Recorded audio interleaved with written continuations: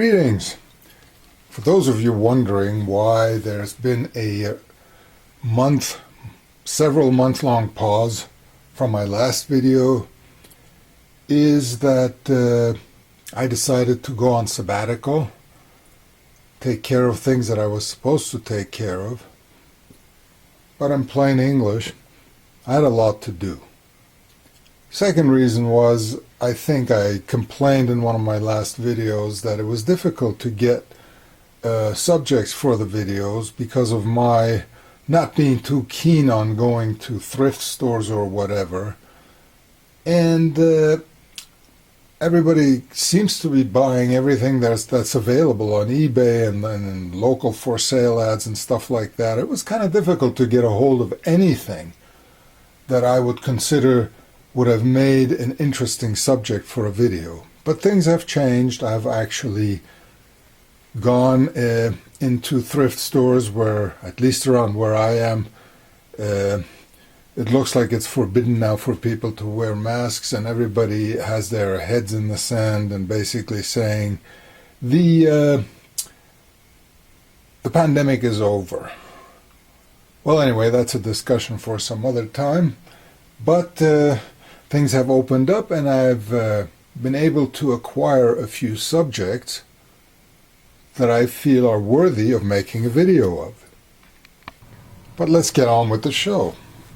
What we have here is an Oberheim Cyclone MIDI arpeggiator, and I'll get into what that actually means later on.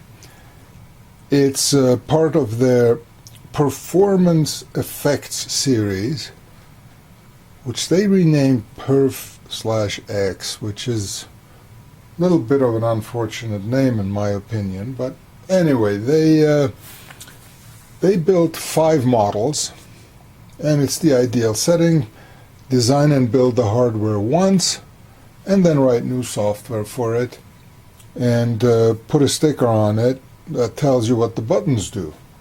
Now, of course, what I just described is a general purpose computer, except, of course, in cases like this, the innards were kept proprietary, and they were the only ones who could write new software and print new stickers for it. Great idea. Always a great idea if you can get the hardware out there and then sell people the exact same thing with a new EEPROM and legend on it. But anyway, this came out in the late 80s. They released a total of 5 different Perf models, and this was probably the most successful of all of them. This particular specimen seems to work, and later on we'll test it with actual musical instruments hooked up to it so we can hear it do its thing. Now, this one works. Well, at least it looks like it works on the bench. I have worked on several of these though, and they need some upgrades to make them more reliable and a little bit more capable, and that's what we're going to do today. So let's take her apart and have a gander inside. Well, actually, before we do that, let's power it up.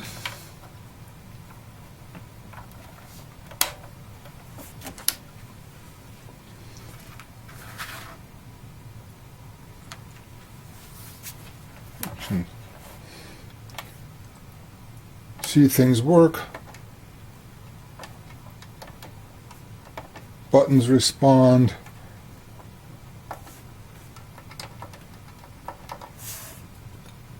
So it seems to be in good working order, but as mentioned, there are a few things we can do with this to make it more capable and possibly reliable.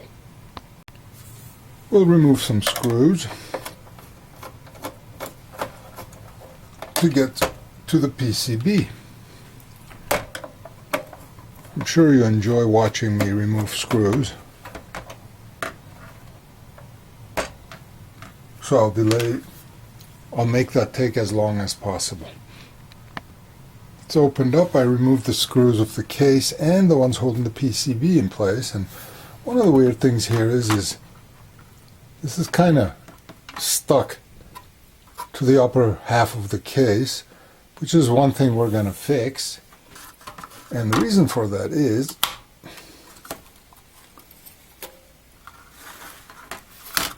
they have these cutouts over here for the EEPROM and the static RAM. And I guess because they are socketed, they didn't have enough clearance here. So they made these cutouts, but what happens is the front panel that gets stuck on here is obviously adhesive, and all of this sticks to these two chips, which bothers my OCD a lot. So we're going to take care of that. You can also see that I don't know how visible I can make that, but the sticker from the EEPROM got stuck on here, and it says,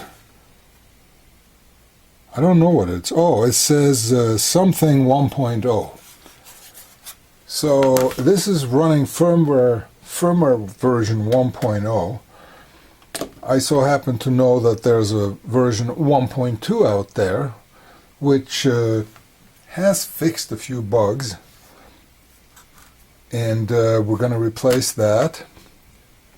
Now, replacing an EEPROM doesn't take a video, but you can find the image, the binary image online. Google is your friend, or whatever you use. You can find the binary image, program a 27256, and simply swap ROMs. So that's number 2. Number 3 on our list is checking the voltage on the built-in backup battery and replace it if necessary. I mean, this unit is what, 20. It's about 32, 33 years old. So this battery's been in here. It doesn't look like this has ever been replaced. If we look at the solder joints here and here, they do seem to be factory. So that battery's been in here for a really long time. How is that possible, you say? Well, we'll get into that too, which is related to problem number 4. Now, I mentioned I've seen and worked on these before, and by far the most common failure on these boards is the 5-volt regulator going bad. And the reason for that, I couldn't figure out the reason for it. I mean, the board under normal circumstances draws about 300 milliamps at 5 volts. And that's not enough to damage this thing. But an interesting approach they took on this was, when you turn power off, on most other devices, power is turned off and the battery starts to supply power to the SRAM, and that keeps all your settings in place. What they did with this guy is, if it's powered off an AC adapter and you turn it off, the regulator is still getting input to create the backup voltage for this, ostensibly for not draining the battery.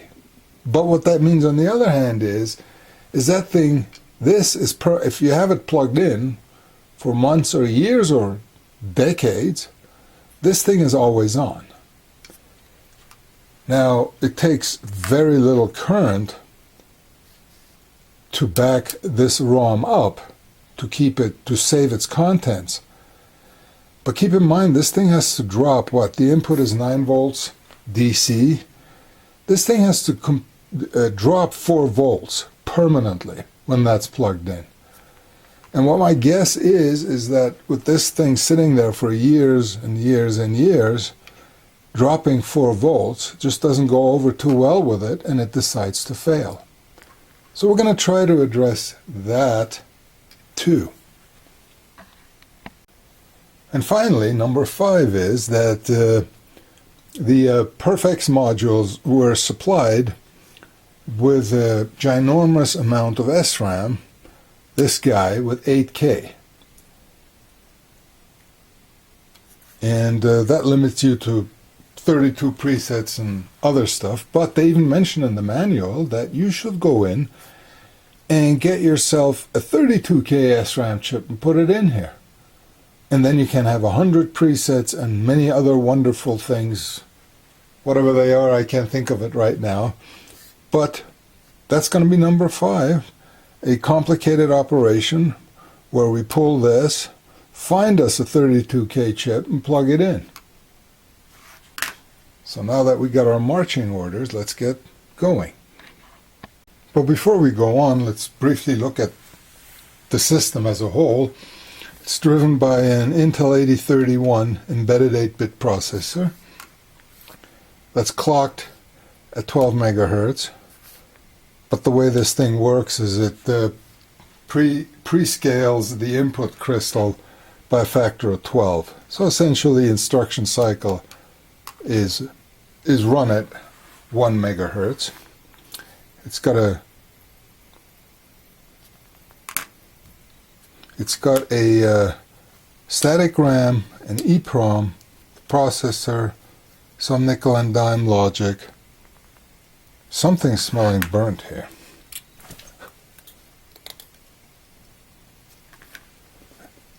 And it's melting the solder. I jinxed myself. Look at it. It melted the solder.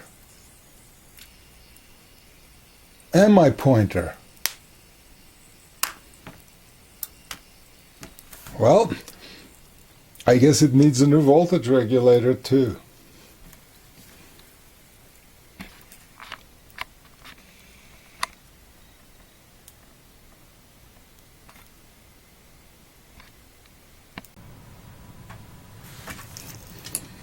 So let's take this guy out.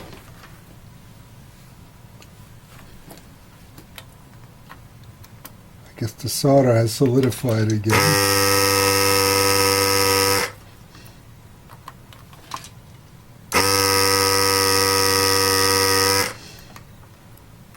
No, it doesn't want to come out.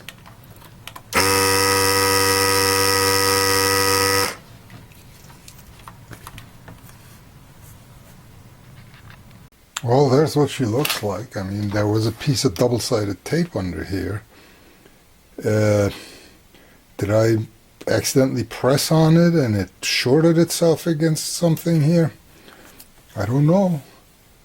But no, that was not staged. That just happened at just the right time. So let me put a replacement in and see if the device still powers up. Well, after that unfortunate incident, I replaced the voltage regulator and did what I was going to do anyway, encased it in a heatsink. Now the heatsink isn't tied to any large metal parts or anything like that, but I think it should be sufficient to dissipate the standby heat that this thing generates and slowly declines and then finally dies, except I wasn't expecting it to decline that or manifest itself in such a bombastic fashion as it just did.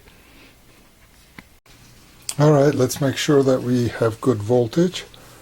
Well, let's make sure that it still comes on. And there you go. It's still running version 1.0. Things seem to be working, but let's see. Yeah, we have 5.033 volts. That's perfect. Now if we turn it off and we measure at the SRAM,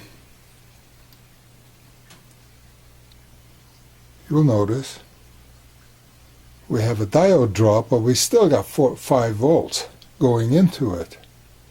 Now, in order to see the battery voltage, we actually have to unplug it. And now we should see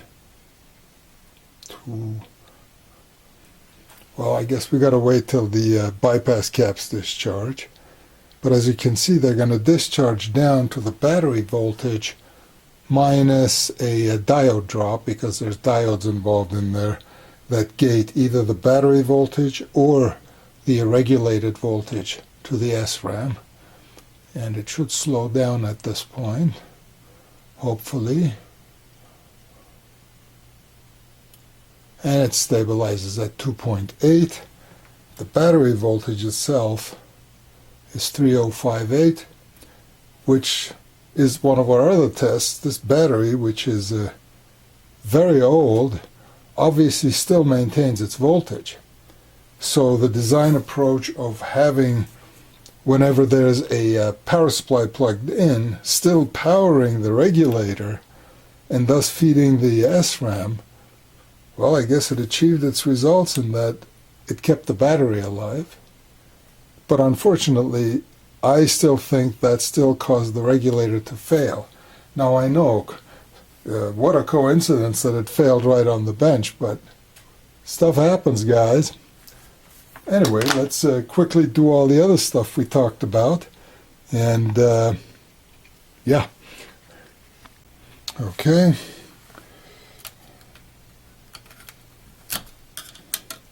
Out comes the EEPROM.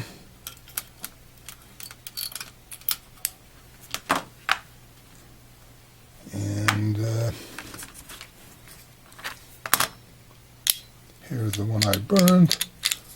Straighten the pins and insert it. And here we have a 32 kbyte SRAM. We remove the 8.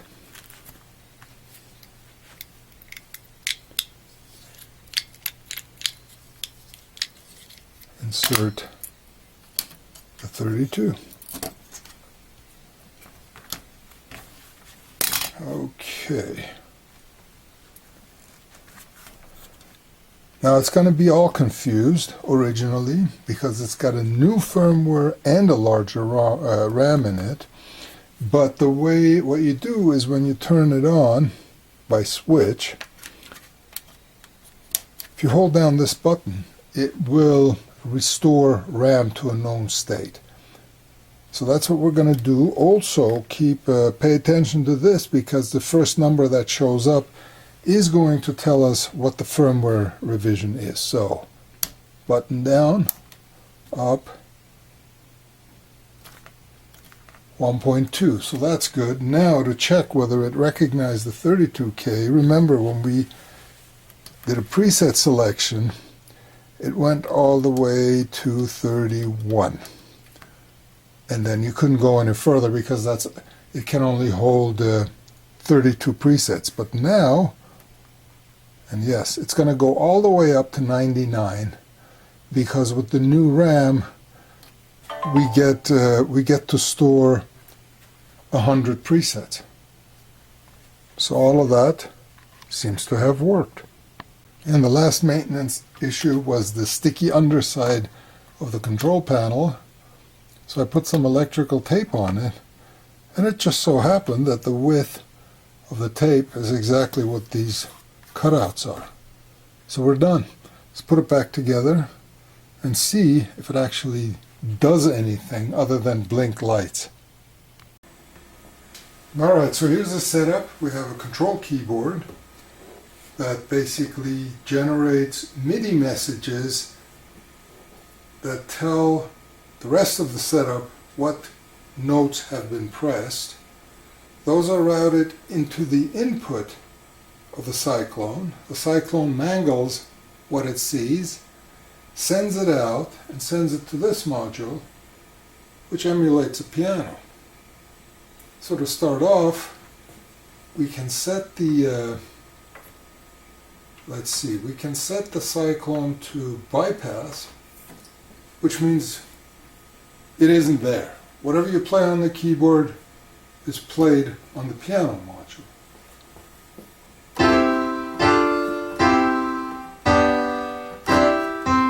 So this is called a chord. You play a few notes, and if you play the notes separately, It's called a broken chord,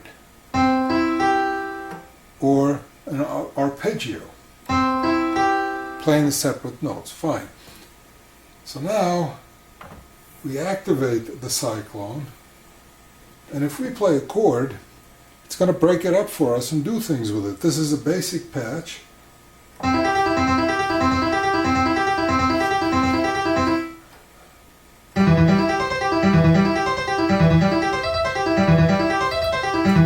So that's basic functionality of it.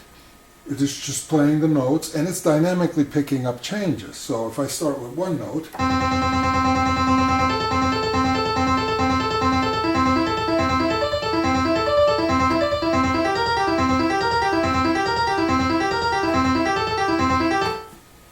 and that's the basic functionality of it. And then it starts to get complicated because it mangles the notes in different ways.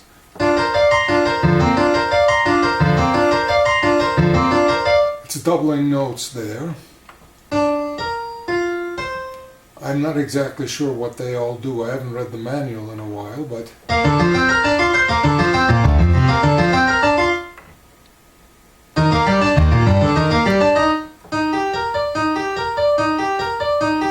boring.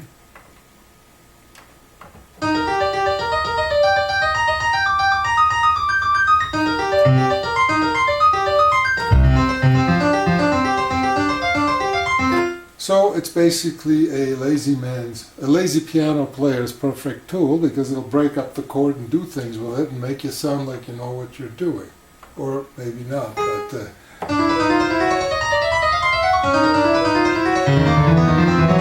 so you would.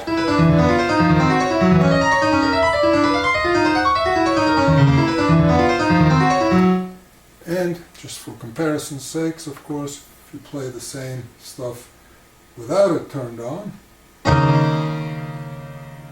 that's what it sounds like. And then you turn it on again.